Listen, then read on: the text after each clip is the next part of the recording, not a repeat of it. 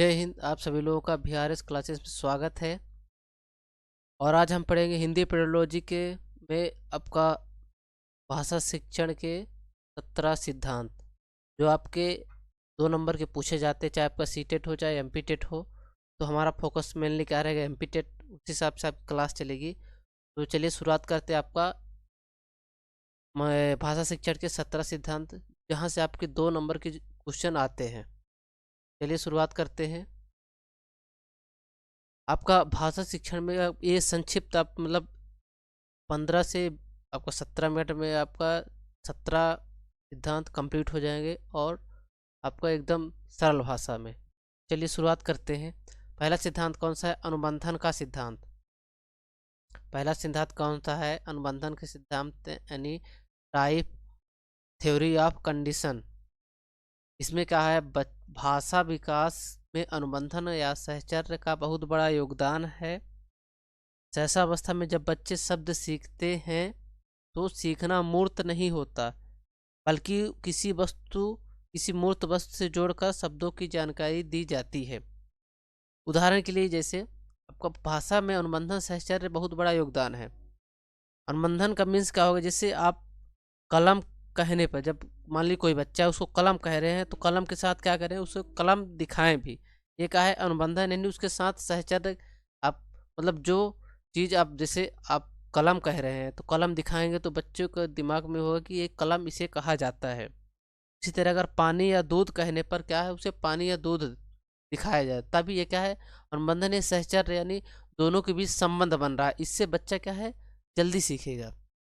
और बच्चा सहसावस्था में जब बच्चे सीखते हैं तो इसे अमूर्त नहीं माना जाता, मतलब अमूर्त नहीं माना जाता, और वस्तुओं से जोड़कर सिखाना चाहिए, ताकि बच्चा जल्दी से जल्दी उन वाक्यों या शब्दों को सीख सके। पहला सिद्धांत आपका कंप्लीट होगा। कौन सा? अनुबंधन का सिद्धांत।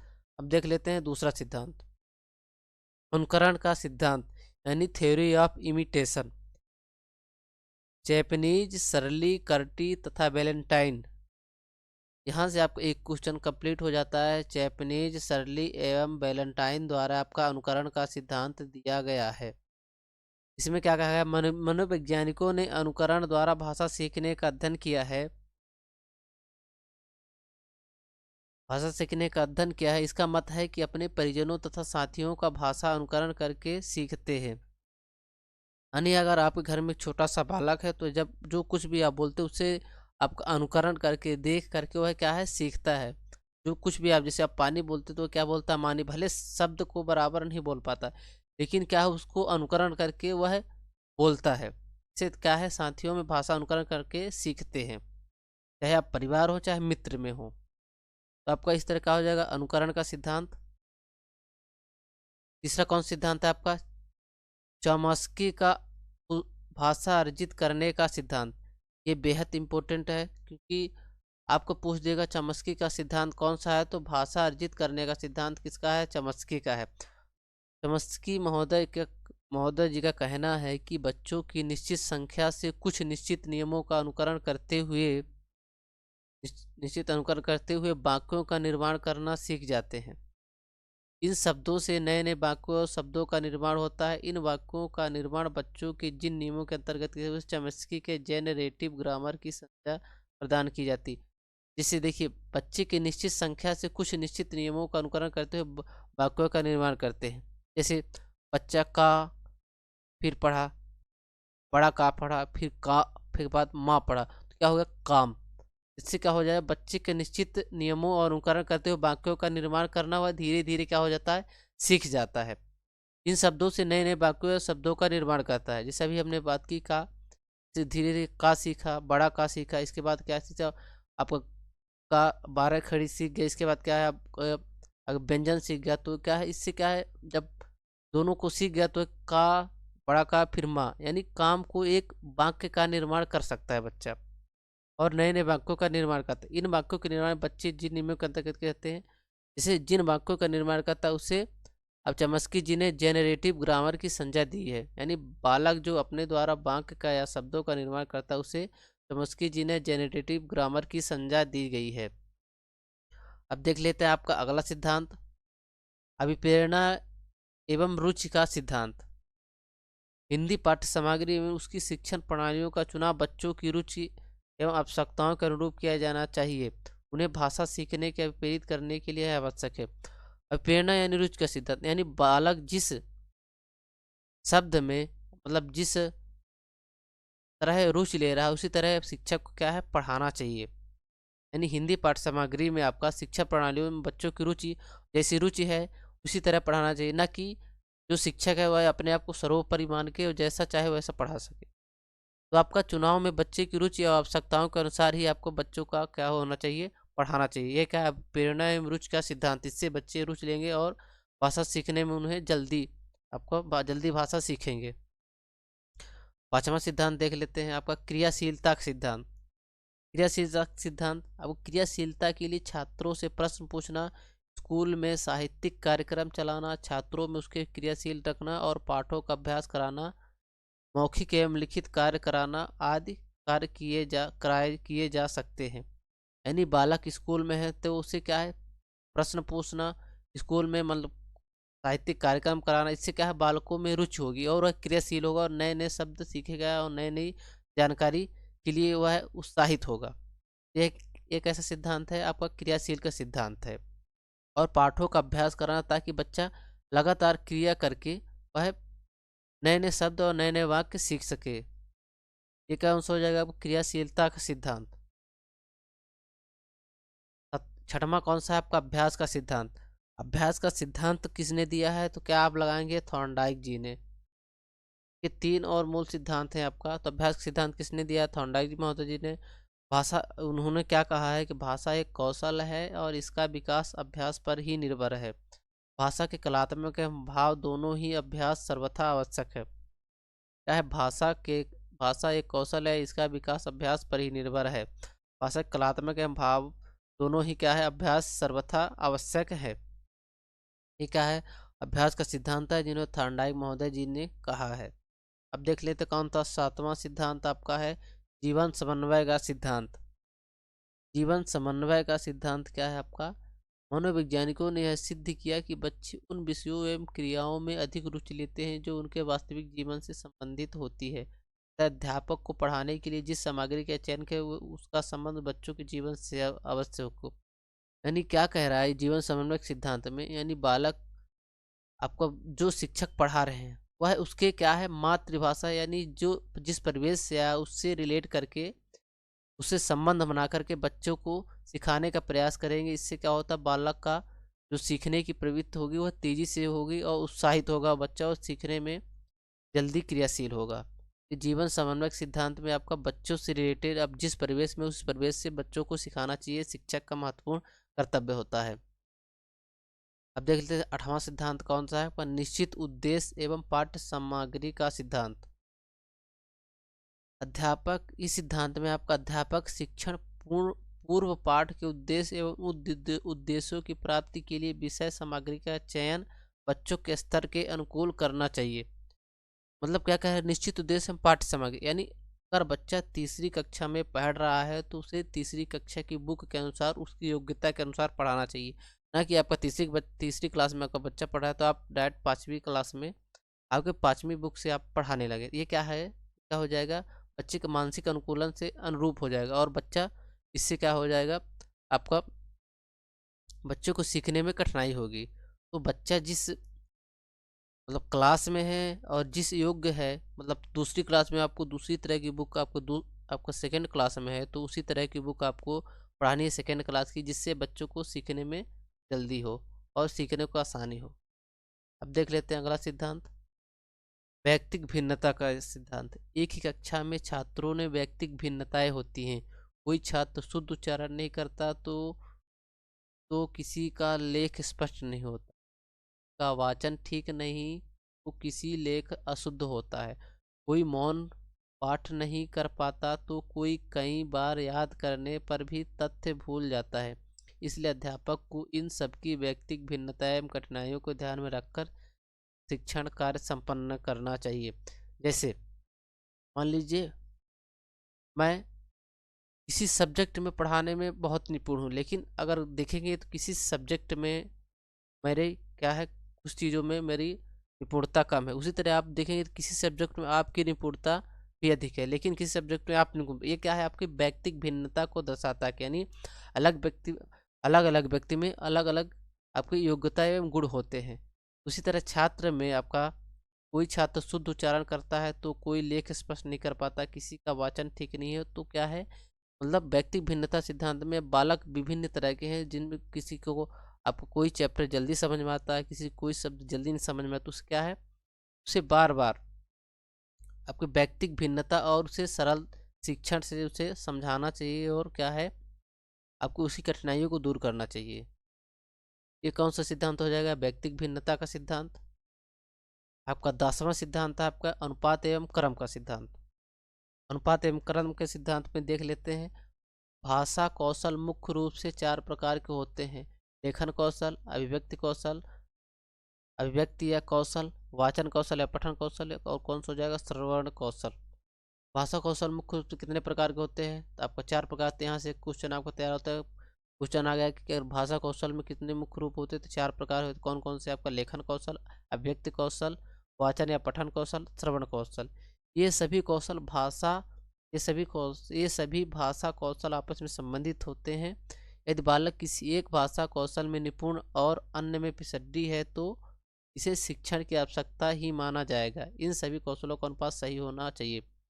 यानी अगर बालक स्कूल में है तो आपको लेखन कौशल में, अभिव्यक्ति कौशल में, पठन कौशल और आपका श्रवण कौशल में आपका क्या होना चाहिए, बच्चे का आपसी संबंध बनाकर उसे सिखाना चाहिए। अगर ये इन सब किसी कौशल में अगर बच्चा निपुण नहीं है तो यह किसकी जिम्मेदारी, आपकी टीचर की जिम्मेदारी होती है उसे तब सभी कौशलों में आपका निपुण करे और अच्छे तरीके से सिखाए। ये कहा जाएगा अनुपात एवं क्रम का सिद्धांत। 11वां है आपका बोलचाल का सिद्धांत। शिक्षण बोल चाल के माध्यम से होनी चाहिए, इससे भाषा सीखने में कम समय लगता है और इस प्रकार प्राप्त ज्ञान अधिक स्थायी रहता है। साथ ही इसमें बालकों की सृजनात्मक शक्ति, अभिव्यक्ति शक्ति, कौशल में वृद्धि होती है। क्या है, बच्चों का क्या है, जब कोई प्राइमरी स्कूल में बच्चा पढ़ रहा है तो उसे क्या है, बोलचाल की भाषा के माध्यम से सिखाना चाहिए ताकि उसे सीखने में कम समय लगता है और उसे ज्ञान, मतलब जो सीखता हुआ है बहुत देर तक रहता है। जैसे आप देखते हैं कि कोई बच्चा खेल खेल में खेलता है तो वह कुछ चीज़ें बहुत जल्दी सीख जाता है। उसी तरह क्या करना चाहिए, बच्चों को बोलचाल में शिक्षण के माध्यम से, आपका खेल से, बोलचाल के माध्यम से आपको सिखाना चाहिए ताकि ज्ञान स्थायी रहे और सृजनात्मक शक्ति और अभिव्यक्ति कौशल में वृद्धि हो सके, ताकि आपकी सोचने समझने की आपकी क्षमता भी बढ़ सके। ये कौन सिद्धांत है, आपका बोलचाल का सिद्धांत। चयन का सिद्धांत। हिंदी भाषा शिक्षण के लिए कब किस सिद्धांत या पद्धति का सहारा लिया जाए, इसकी ठीक जानकारी अध्यापक को होनी चाहिए। चयन के सिद्धांत में क्या है, हिंदी भाषा शिक्षण के लिए कब किस सिद्धांत की पद्धति का सहारा लिया जाए, इस ठीक जानकारी अध्यापक को होनी चाहिए। इसी पाठ को किस रूप में प्रस्तुत करके छात्रों को सरल एवं सहज ग्रहण बनाया जाए, के लिए अध्यापक को बहुमुखी प्रयास करना चाहिए। जो रूप अधिक प्रभावकारी हो उसका चयन करना छात्र लाभान्वित हो। यानी बालक का जिस तरह से सीखना चाहिए उसी तरह बच्चों को सिखाना चाहिए, उसके परिवेश से रिलेटेड और सरल और सहज। किसी भी चैप्टर की सरल और सहज और उसके परिवेश से अनुसार सिखाएंगे तो क्या होगा, आपका बच्चा जल्दी सीखा, इससे बच्चे का बहुमुखी विकास होगा। अगला सिद्धांत है आपका बाल केंद्रिता का सिद्धांत। भाषा शिक्षण के समय इस बात का पर्याप्त ध्यान देना चाहिए शिक्षक का केंद्र बालक है, इसलिए भाषा शिक्षण का केंद्र बालक हो। भाषा शिक्षण में बालक के स्वभाव, क्षमता, रुचि स्तर आदि का ध्यान रखा जाना सर्वाधिक आवश्यक। यानी टीचर को आपको बालक के रिलेटेड, यानी बालक को सर्वोपरि मानकर ही आपको पढ़ाना है, ना कि आपने एक ज्ञान को वो करने लगे, ना कि आपने एक ज्ञान को हम बताने लगे हम इतना वो हैं जानकारी है, क्योंकि बच्चा छोटा है, वह अभी नहीं जानता कैसे। इसलिए मतलब बच्चा जिस हिसाब से सीखना चाहता है, जिस परिवेश से, उस हिसाब से क्या है बच्चों को सिखाना चाहिए। क्या है, बाल केंद्रित का सिद्धांत है। अगला सिद्धांत देख लेते हैं कौन सा है, आपका शिक्षण सूत्रों का सिद्धांत। शिक्षण के कुछ सूत्र शून्य हैं जिनके शिक्षण कार्य करने से बच्चों के सीखने में सरलता, सुगमता और स्थायित्व प्राप्त होता है। जैसे सरल से कठिन की ओर, यानी शिक्षण में कुछ सामान्य सूत्र हैं जिससे शिक्षण कराने से बच्चों को सीखने की सरलता और सुगमता और स्थायित्व रहता है, यानी सीखने में जल्दी सीखते हैं और ज़्यादा दिन तक आपका ज़्यादा देर तक स्थायी रहता है, और सीखने में वह क्या है, जल्दी सीखते हैं। जैसे सरल से कठिन की ओर, यानी किसी चीज़ को अगर वह बहुत कठिन आपका चैप्टर, उसे क्या है धीरे धीरे छोटे छोटे चैप्टर में बांट कर यानी सरल से आपको कठिन की ओर ले जाना चाहिए। अज्ञात से अज्ञात की ओर, यानी किसी चीज़ की जानकारी, जो चीज़ जानकारी, उस चीज़ जानकारी को बताकर आपको जिस चीज़ की जानकारी नहीं है उस चीज़ को जानकारी तक आपको ले जाना है, यानी अज्ञात से जिस चीज़ की जानकारी नहीं है वहाँ तक भी ले जाना है। आगमन से निगमन की ओर, जानकारी से लेकर आपकी जानकारी जहाँ तक नहीं है वहाँ तक आपका ले जाना है किसको, बच्चे को। शिक्षा सूत्रों के सिद्धांत में आपका देख लिया कैसे होगा। अब से बच्चों क्या है सीखने की क्षमता में आपका वृद्धि होती है।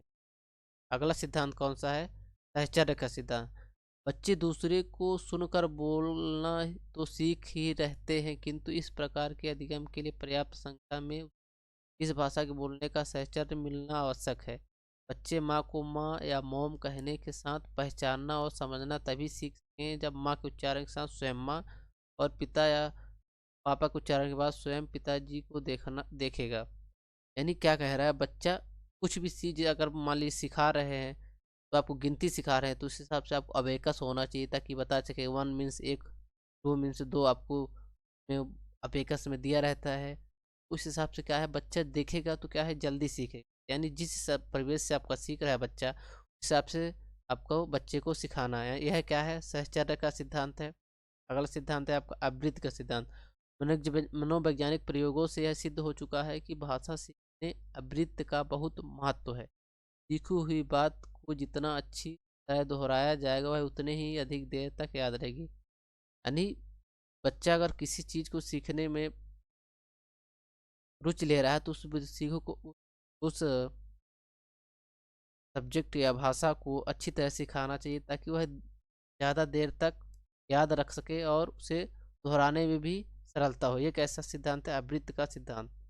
परिपक्वता का सिद्धांत। परिपक्वता का सिद्धांत का तात्पर्य है कि भाषा अवयवों स्वरों पर नियंत्रण होना, बोलने में जीभा, गला, ताल, होंठ, दांत एवं स्वर आदि के जिम्मेदार होता है। इस प्रकार की जिम्मेदारी कम वाणी प्रभावित करती है।